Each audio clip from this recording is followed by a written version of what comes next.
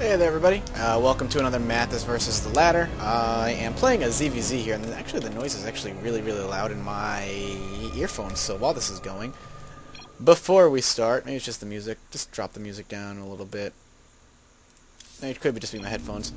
Yeah, so you're going to notice that the graphics are going to be on lower graphical setting. Again, I know I've said this before, but for those who don't know, as there are a lot of new people here now, it's just a cleaner look for me to play in. And I enjoy playing in that particular look.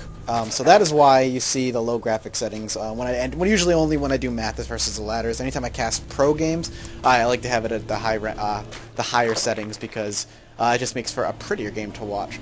For those of you who are new again and don't really know what my Mathas versus the Ladder is, I got my start with my YouTube channel doing pro StarCraft 2 casting, and that's still my thing, though I do a lot more live casting than I do replays now.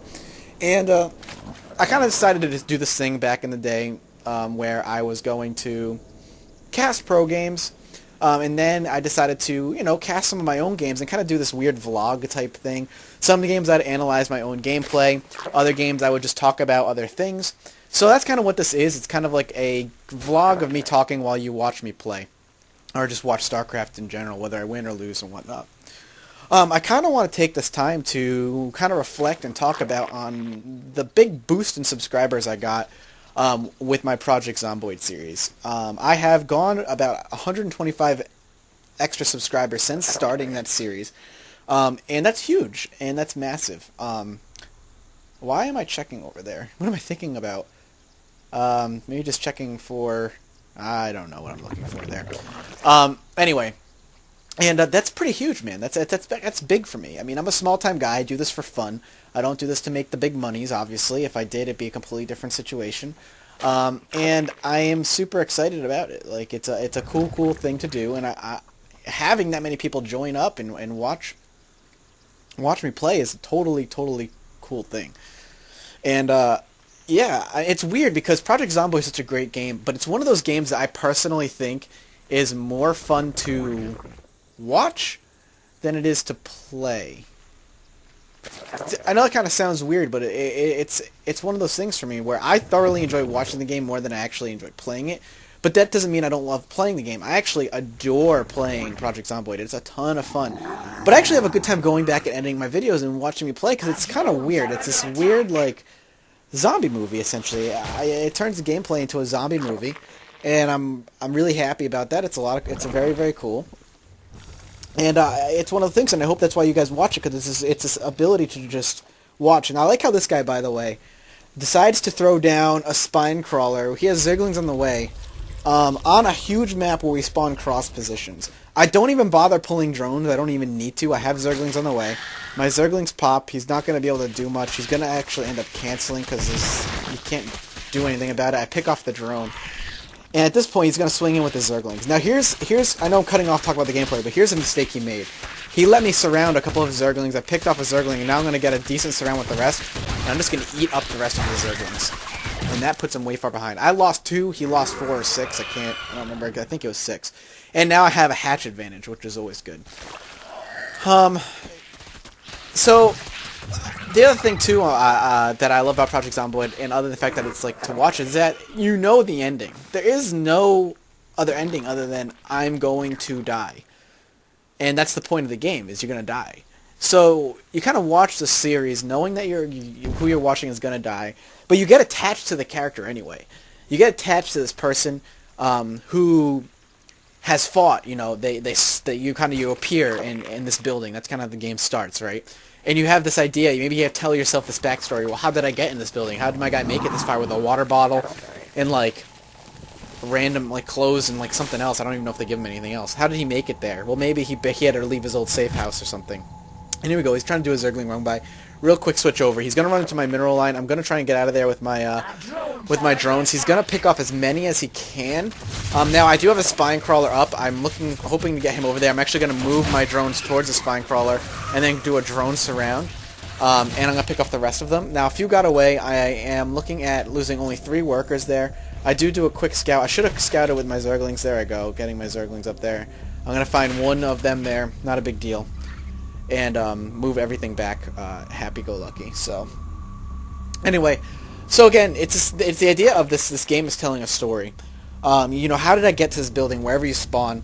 And now you got to start from scratch. You have nothing. You have to start from scratch, and it's this weird feeling of desperation and loneliness.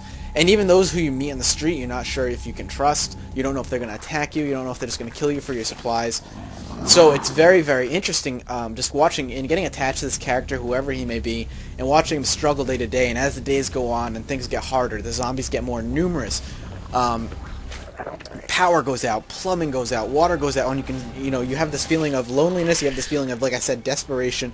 You know things are going to be going sour, and it's only a matter of time.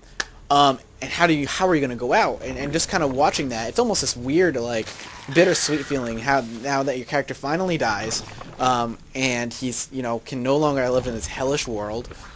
But at the same time, he's no longer alive, and he did all this work for what? Now that's the next question. If I continue to play, by the way, my character's still alive at the time of this recording, my character's still around. But when the final game comes out, when 0.2.0 comes out, rather, not the final game, you can still do it now in the patch I'm playing. But after your character dies, you can still load up that world, and it'll be completely forsaken. Power will still be out, plumbing will still be out, zombies will be as numerous as they were when your character died. But now there's somewhere out there with a stash. And that's the thing. With that character who does die, what do you do with him? What do you do with his supplies? Do you let him binge on his supplies that he worked so hard for? And kind of let him go out happy? Or does he play the heroic character? Is he a heroic type of person who's going to allow himself to die and not binge on all the food and water and leave that for somebody else who has a better fighting chance? And I think that's going to be something interesting once 0.2.0 comes out. I think I'm going to really, really enjoy that aspect of the game. By the way, he killed a few more workers, about 6. I think I'm going to really enjoy that aspect of the game where I am playing the game in a more finalized state, and I can kind of play it in a way where I plan on having this hierarchy of characters. I'm going to make it one character who's going to obviously get in the world while things are fresh. Power's still going on. He's going to have food. Hopefully he'll survive a long time. And then I'm going to leave, and then I can make a new character after he dies. And what can he do? Well, okay, you know somewhere that there's a safe house. How many supplies did he leave? It's just this weird continuation feeling, and I think it's going to be a really, really cool thing when the game comes out. And I'm glad you guys are actually really liking that, because it's actually really, really cool, and I think it's a really awesome, awesome thing to be able to do. And I think the game really lends itself for that. So I hope you guys, like I said, I'm glad you guys are really enjoying it. It's actually, I'm really happy that you guys are enjoying it. It's really cool of you guys to thoroughly enjoy the series. I've been really complimented, kind of this thing. Maybe this will be my breakthrough series that'll really get me out there as far as my name goes. I do plan on playing other games. Once this playthrough is played out, I'm going to move on to a different game until the final version of 0.2.0 comes out. And then what I'm going to do is I'm going to do a stream of 0.2.0, followed by doing a big Let's Play of it again, and kind of making that a continuing series for people to watch and just kind of highlighting all the updates and whatnot. So very cool. I'm really excited for that. Other games, I kind of leave that into your hands. What would you like me to see? Suggest anything. Another thing I'm going to be doing too, I know I've got a lot of announcements during this game, is there's a very, very good chance you're going to see me doing something along the lines of a giveaway of some sorts at some point when I feel like it. We'll see what happens. Oh, look at that. I'm going to go right in there and kill off a few drones. I don't think I actually get that many. I think I get like 4, maybe 3. Anyway, a giveaway of some sort where I can kind of give back to my subscribers. I did giveaways in the past. I plan on doing it again. I actually owe somebody a game still. Someone who made me an overlay a long while ago that I actually still kind of use, but I would love to still give him his game. I think that's Muse to Envy or Muzz to Envy, Much to Envy, I think is how you pronounce it, Much to Envy. Anyway, I owe him a Steam game, and I think I lost his Steam name, so I'm gonna have to get that from you. Muse to Envy, that's how I kind of want to say it. But anyway, rock on. So definitely gonna do giveaways. I still love doing that kind of thing. I definitely want to do that still. It's a lot of fun. And then there's going to be the, like I said, other games. I kind of want to leave it in your hands, guys. What do you want to see more of? Obviously, Project Zomboid. That's going to be in my gaming library for a good long time to come. But what do you guys want to see? Like, what are you guys excited to see? Are there games that are coming out you would like to see somebody play? Are there indie games out there that you want to see somebody play? Are there big games out there that you want to see somebody play? Like, I still want to play Fallout New Vegas, and I've never played it, and the Ultimate Edition came out, so I'm thinking about snatching that up, buying it, and playing it. Dota 2 is going to be something I'm going to play. I definitely want to play Dota 2. And I've been playing it, but I'm going to be recording it, and I think I pretty much am ready to put up my first video for it. I think I'm going to suck less than I am right now, enough where I feel confident enough to play. So rock on. Yeah, that's going to be a lot of fun. Let's speed things up here. I saw him going roaches. I wasn't sure how long he had been going roaches. I decided to play it safe.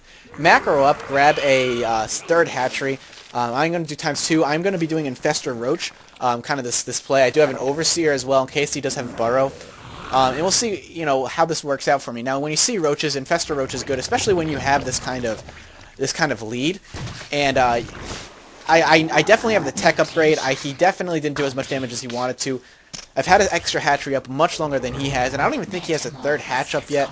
I am putting down Spine Spore Crawlers on the off chance there are going to be Roach and Infestors coming my way as well. There is a Changeling. He does know I'm going Infestor, so he can counter it. And he does something interesting, but you're going to see why this is wrong and kind of dangerous to do. And I actually kind of react poorly.